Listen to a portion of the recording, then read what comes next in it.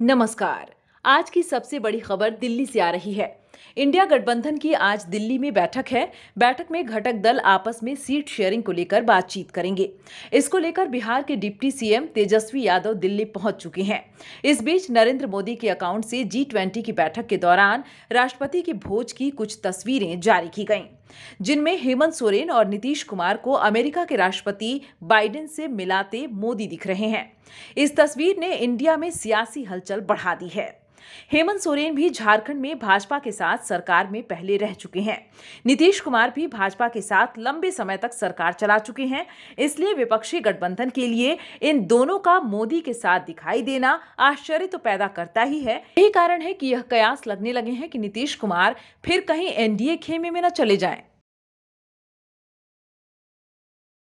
इधर जन सुराज पदयात्रा के सूत्रधार प्रशांत किशोर ने बिहार के मुजफ्फरपुर में नीतीश कुमार और उनकी पार्टी जेडीयू को लेकर भविष्यवाणी कर दी है। पीके ने कहा कि नीतीश कुमार अगर इंडिया में रहे भी तो उनकी एक बहुत सीमित भूमिका होगी। जैसे जैसे चुनाव करीब आएगा, ये हमारी बात को लिखकर रख लीजिए। वैसे वैसे नीतीश कुमार की भूमिका सीमित होती जाएगी और चुनाव के बाद खत्म हो जाएगी। इंडिया अलायंस में नीतीश कुमार जी अगर रहें भी तो उनकी एक बहुत सीमित भूमिका है और जैसे जैसे चुनाव करीब आएगा, ये हमारी बात को लिख कर रख लीजिए, वैसे वैसे उनकी भूमिका और सीमित होती जाएगी और चुनाव के बाद खत्म हो जाएगी। ऐसा इसलिए कि आपने हमारी एक भविष्यवाणी सुनी होगी बंगाल में, जहां मैंने कहा था कि भाजपा को 100 सीट नहीं आएगा। मैं आपको बिहार के नजरिए से एक भविष्यवाणी कर देता हूं कि और कुछ हो चाहे नहीं, इतना मैं बिल्कुल विश्वास से कह सकता हूं कि अगले लोकसभा चुनाव में जदयू के सिंबल से, तीर छाप के सिंबल से लड़ने वाले 5 लोग भी चुनाव नहीं जीत पाएंगे। जदयू के 5 एमपी भी चुनाव नहीं जीत पाएंगे, क्योंकि नीतीश कुमार जी की कोई छवि जमीन पर बची नहीं है, संगठन बचा नहीं है, लोगों में विश्वसनीयता खत्म है। बार बार राजनीतिक पाला पलटने से गांव-गांव में लोग उन पर हंसी उड़ा रहे हैं कि लोग ये समझ चुके हैं कि किसी जमाने में सुशासन बाबू के नाम से जाने वाले नीतीश कुमार आज उनकी प्राथमिकता सिर्फ और सिर्फ ये है कि मैं किस तरह मुख्यमंत्री बना रहा हूं। तो इंडिया अलायंस की चर्चा और चिंता आप मत कीजिए। नीतीश कुमार की और जदयू के नेताओं की चिंता ये होनी चाहिए कि लोकसभा चुनाव के बाद उनका दल बचेगा कि नहीं बचेगा। चिंता का कारण वो है, चर्चा उस पर होनी चाहिए। आप बहुत बड़े स्तर की बात कर रहे हैं, जो कि उनके पहुंच के बाहर की बात है। लोकसभा चुनाव 2024 में होने हैं, लेकिन इसको लेकर बिहार में सियासी हलचलें बढ़ गई हैं। प्रदेश कांग्रेस ने बिहार में अपने लिए 40 लोकसभा सीट में से 9 सीट की मांग की है। इससे पहले भाकपा माले ने लालू प्रसाद को एक पत्र लिखकर बिहार के 9 लोकसभा सीटों पर अपनी दावेदारी पेश की थी। हालांकि भाकपा माले के राष्ट्रीय महासचिव दीपांकर भट्टाचार्य ने सोमवार को प्रेस कॉन्फ्रेंस कर कहा कि हमने सीटों की डिमांड नहीं की है। पत्र में हमने लिखा है कि वर्ष 2020 से बिहार में हमारी पार्टी मजबूत हुई है। 12 विधायक हमारे जीत कर आए हैं और हम बिहार की 40 लोकसभा सीट में 9 पर मजबूत दिख रहे हैं। उन 9 लोकसभा सीटों की सूची हमने लालू प्रसाद यादव को दी है। उन्होंने कहा कि इसे सीटों की डिमांड नहीं समझें, हमने सिर्फ अपनी मजबूती के बारे में बताया है। दीपांकर भट्टाचार्य ने कहा कि सिवान, जहानाबाद, आरा, काराकाट, बक्सर और पाटलिपुत्र लोकसभा सीटों पर हमारी तैयारी अच्छी है।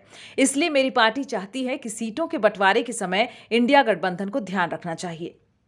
प्रदेश कांग्रेस के अध्यक्ष अखिलेश प्रसाद सिंह ने पहले ही पार्टी मुख्यालय सदाकत आश्रम में पत्रकारों से बात करते हुए 2 टूक कहा कि बिहार में कांग्रेस पिछले लोकसभा में जितनी सीटों पर चुनाव लड़ी थी, इस चुनाव में भी कम से कम हम उतनी ही सीटों पर चुनाव लड़ेंगे। उन्होंने कहा कि सीट बंटवारे के लिए मुंबई में इंडिया गठबंधन ने कमेटी का गठन कर दिया। प्रदेश कांग्रेस इस कमेटी के सामने अपनी मांग रखेगी। कांग्रेस महासचिव प्रियंका गांधी हिमाचल पहुंची। उन्होंने आपदा से निपटने के लिए केंद्र सरकार से मदद की गुहार लगाई है। उन्होंने कहा कि हिमाचल में जो आपदा है उसे राष्ट्रीय आपदा घोषित किया जाना चाहिए, क्योंकि जितनी भीषण तबाही हुई है, राज्य सरकार के पूरा जोर लगाने के बाद भी उसकी भरपाई मुश्किल है। इसके साथ ही उन्होंने केंद्र सरकार से आग्रह किया कि सेब के किसानों को लेकर नीतियों में संशोधन किया जाए। इससे पहले वो रास्ते में श्रमदान कर आपदा में हुए नुकसान में अपनी मदद करने वाली महिला से भी मिली।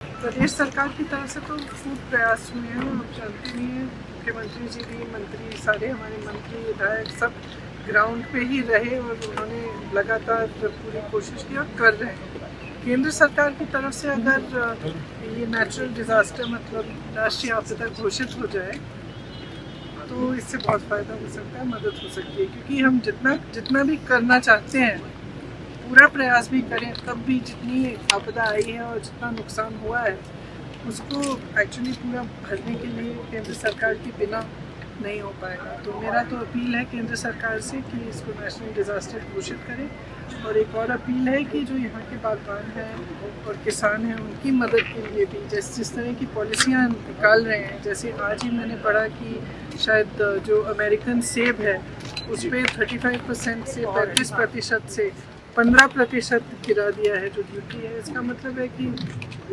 उनके लिए यहाँ पे आयात करना आसान होगा, तो हमारे किसानों का क्या होगा। और उसी तरह से शिमला में जो सेब की पेटियाँ हैं उनको ख़रीदने का जो दाम है वो कम कर दिया है कुछ बड़े उद्योगपतियों ने, इससे भी नुकसान है। पहले से ही आपदा है, इतना नुकसान हो रहा है। तो इस समय तो जैसे पूरे प्रदेश की स्पिरिट हमने देखी है, भावना देखी है कि सरकार में भी वही भावना रही है। मैंने रास्ते में आ रही थी, कुछ लेडीज़ श्रमदान कर रही थी, उन्होंने कहा कि जो नेशनल हाईवे है उसमें काम आस्ते से चल रहा है, उसको तेज़ी से करना चाहिए। तो पूरी जो मुझे बता भी रहे थे कि काफ़ी लोगों ने दान भी दिया है, कुछ रास्ते में कुछ लोगों ने रोका, उन्होंने भी, किसी ने 5 लाख का चेक दिया, 1 लाख का दिया। ये भावना जो है, ये जो हिमाचल की भावना है, जनता की भावना है कि एकजुट होकर आपदा का सामना कर रहे हैं। केंद्र सरकार को भी इसी भावना से मदद करनी चाहिए। इस समय ये नहीं देखना चाहिए कि यहाँ पे हमारी कांग्रेस की सरकार है या भाजपा की है, ये राजनीतिकरण इसका नहीं होना चाहिए। सचिन पायलट अजमेर शहर पहुंचे। यहीं से उन्होंने कुछ दिन पहले अपनी जन संघर्ष यात्रा शुरू की थी। सचिन पायलट अब यहीं पर राज्य की गहलोत सरकार की तारीफ करते दिखे।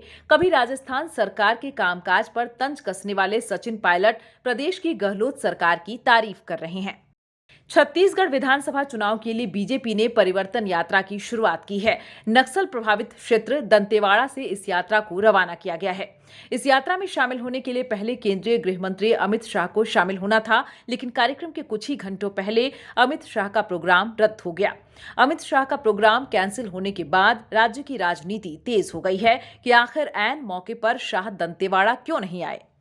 कांग्रेस महासचिव प्रियंका गांधी 5 अक्टूबर को धार के मोहनखेड़ा में कांग्रेस की जन आक्रोश यात्रा को संबोधित करेंगी। इसे लेकर कांग्रेस ने तैयारी शुरू कर दी है। धार में प्रियंका गांधी की रैली आयोजित कर कांग्रेस आदिवासी वोटरों पर फोकस कर रही है। एमपी में बीजेपी जन आशीर्वाद यात्रा निकाल रही है। उसके जवाब में कांग्रेस 7 जन आक्रोश यात्राएं निकालेगी। केंद्रीय कृषि मंत्री नरेंद्र सिंह तोमर एमपी में विधानसभा चुनाव के संयोजक हैं। रविवार को मुख्यमंत्री शिवराज सिंह चौहान ने ग्वालियर में रोड शो किया था। रोड शो के दौरान सीएम के साथ केंद्रीय मंत्री ज्योतिरादित्य सिंधिया मौजूद थे, लेकिन नरेंद्र सिंह तोमर नहीं दिखे। रोड शो में उनकी अनुपस्थिति को लेकर सभी की भौहें तन गई है। साथ ही सियासी गलियारों में कई तरह की चर्चाएं शुरू हो गई हैं। इसके साथ ही यह भी साफ नहीं था कि नरेंद्र सिंह तोमर क्यों गायब थे।